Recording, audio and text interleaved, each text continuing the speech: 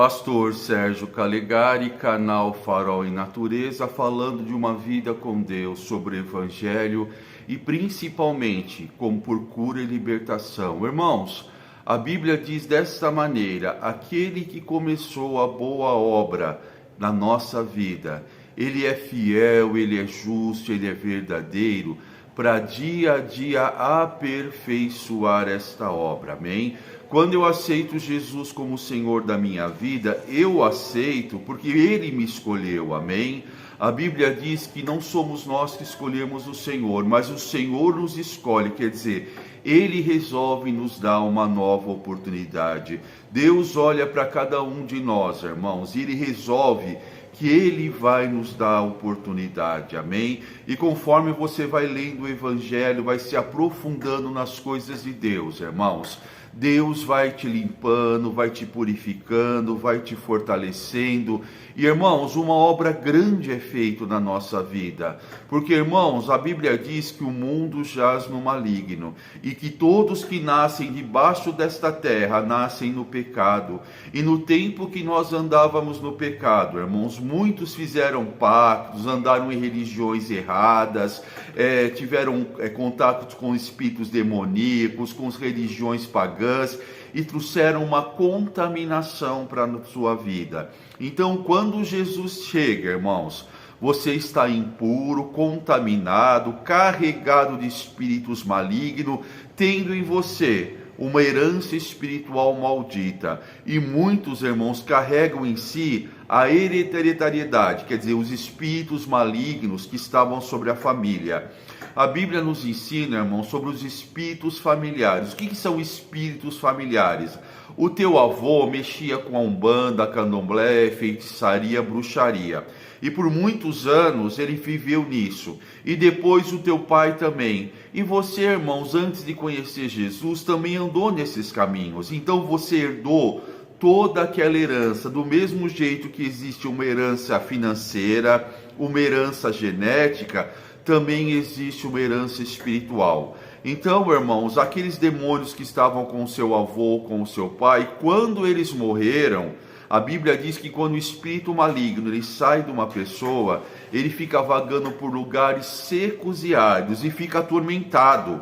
Então ele quer entrar em alguém, ele quer voltar, então ele vai ficar na família, ele vai sair do vô, do pai, vai passar para o filho, para o neto ou para alguém da família, entendeu? Esses são espíritos familiares, espíritos malignos hereditários, amém?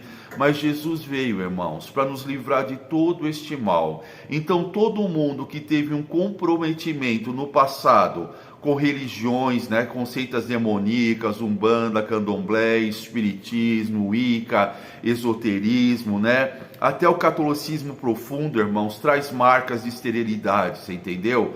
Essas pessoas, irmãos, quando aceitam Jesus, elas trazem uma carga muito grande, mas quando Jesus te chama, é porque a obra começou na sua vida. Então, a partir do momento que eu começo a aceitar Jesus na minha vida e me aprofundar, eu sou liberto dia a dia.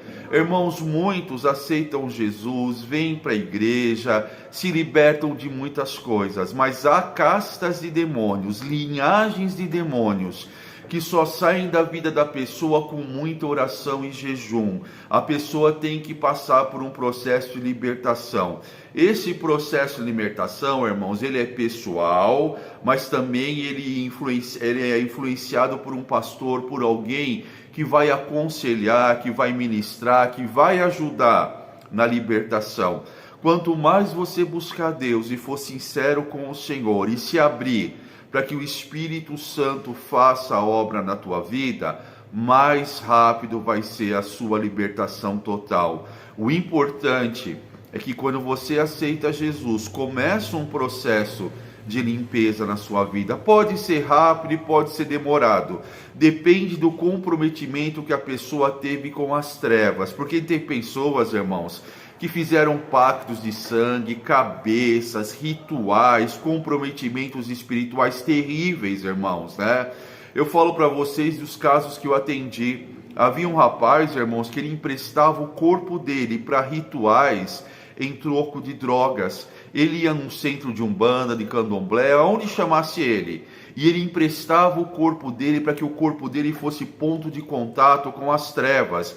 E a maioria das vezes, irmãos, eram mulheres, né, que contratavam ele. Por quê? Porque eram feitiços, obras de macumbaria referente à vida afetiva, né? Mulheres querendo amarrar homem. E ele falou, irmãos, que muitas vezes ele perdia a consciência durante os rituais. Ele não sabia o que havia acontecido. Só ele sabia que no final, quando tudo terminava, a pessoa pagava para ele, dava um bom dinheiro, ele comprava droga e ficava o final de semana inteiro dentro de um hotel se drogando. E várias pessoas passaram por isso, entendeu?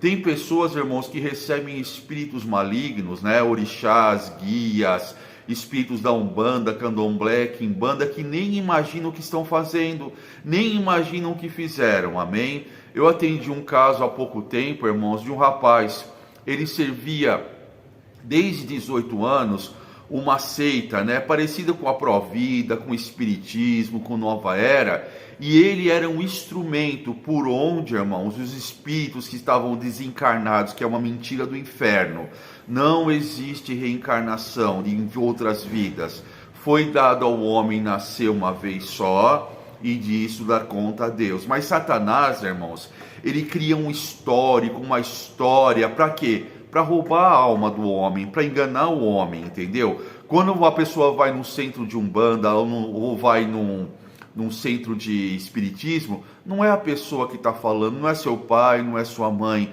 são espíritos demoníacos falando na boca daquela pessoa, entendeu?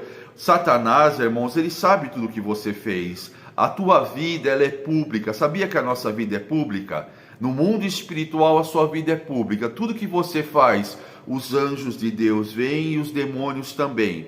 Então, irmãos, você chega num lugar desse, o demônio baixa numa mãe de santo, numa cartomante, numa vidente, num tarólogo e fala tudo o que você fez, porque ele viu. Você entendeu? Amém? E a Bíblia diz dessa maneira: não consultareis cartomantes, necrófilos, por quê? Necromantes, por quê? Porque certamente sereis enganado. Satanás, ele fala daquilo que ele viu e ele joga mentira sobre a sua vida. Aconteceu isso, irmãos, com o rei da Bíblia, rei Saul. Saul, ele pecou contra Deus e Deus falou: Saul, nunca mais eu vou falar contigo e nunca mais o profeta Samuel vai te ver ou você vai falar com ele. Aí chegou uma época de aperto, irmãos, e o profeta Samuel já tinha morrido. O que Saul fez? Ele foi consultar uma pitonisa, uma feiticeira, alguém que falava com os mortos, entendeu? Irmãos, na hora que ela chamou lá os espíritos, apareceu Samuel e não era Samuel. Ela dizia: vejo que algo sobe. Quer dizer, Samuel, ele estava no céu, então ele teria que descer, né? Por aí você já vai vendo. E subiu um imundo espírito que falou que era Samuel. E Samuel disse para Saul que certamente ele morreria, que ele seria em uma emboscada, ele morreria. E Saul pegou aquela palavra de morte para si. E irmãos, aquela bruxa feiticeira, aquela necromante, quando ela ficou sabendo que era Saul, ela ficou apavorada. Se ela tinha evidência, como que ela descobriu que era Saul? Porque Saul foi encapuçado, tudo. Mas Saul era o homem mais alto de Israel, entendeu, irmãos? Amém? E houve uma batalha, e Saul ficou cercado. E ele já tinha tomado aquela sentença de morte que aquele espírito enganador falou para ele, você entendeu? E na hora, irmãos, quando ele viu que os exércitos estavam chegando, ele se lançou sobre a sua espada para não cair na mão dos inimigos, porque ele seria torturado, né, torturado e barbarizado. E irmãos, não era para ele ter morrido, amém? Não era para ele ter morrido, mas ele tomou uma sentença mentirosa para a sua vida, amém? E aí, voltando, irmãos, quando você vem de uma vida de trevas, de umbanda, candomblé, esoterismo, feitiçaria, prostituição, irmãos, presta atenção no que eu vou falar.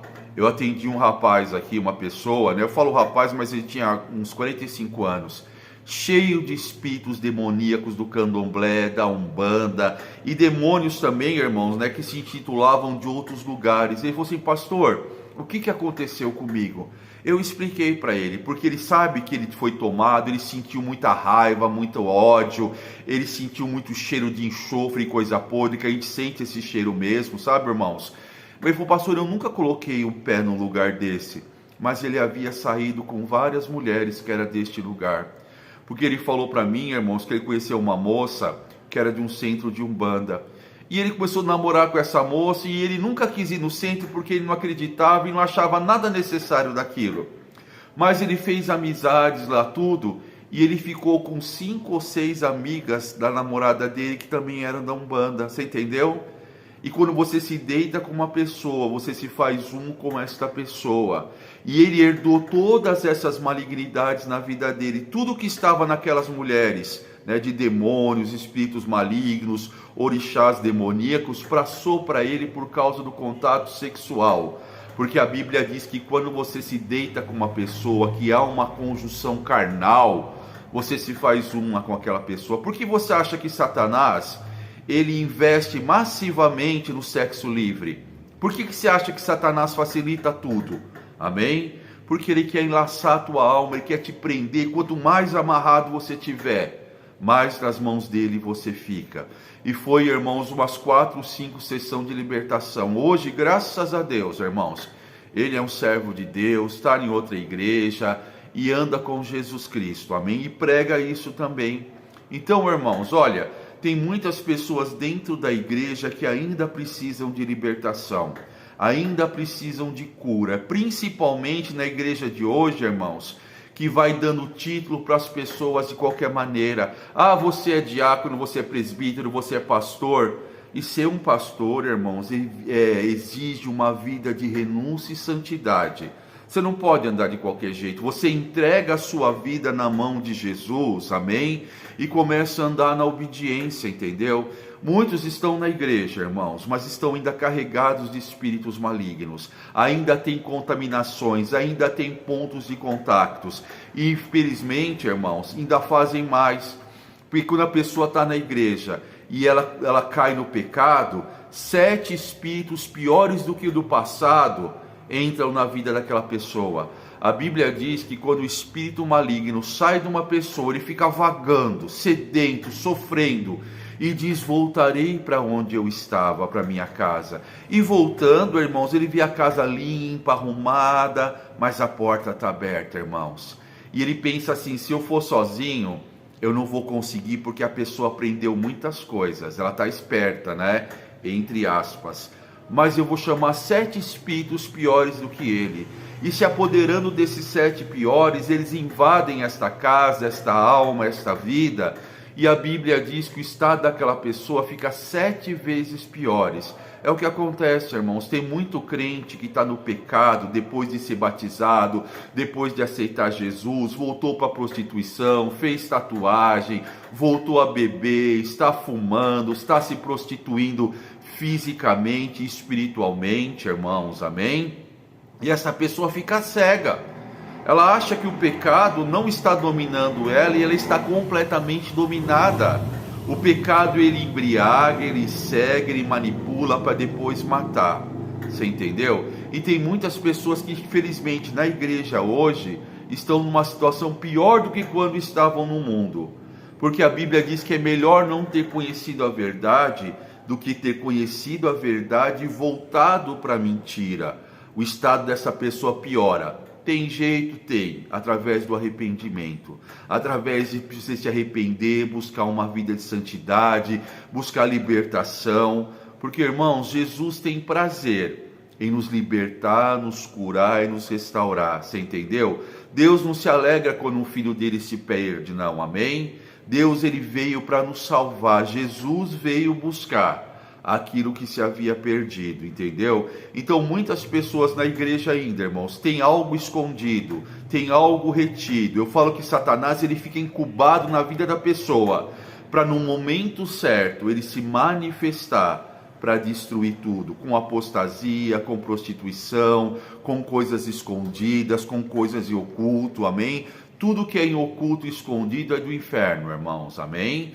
Então, irmãos, há tempo de você se reconciliar com Deus, pedir para que o Espírito Santo te limpe, te purifique, te restaure e te dê entendimento.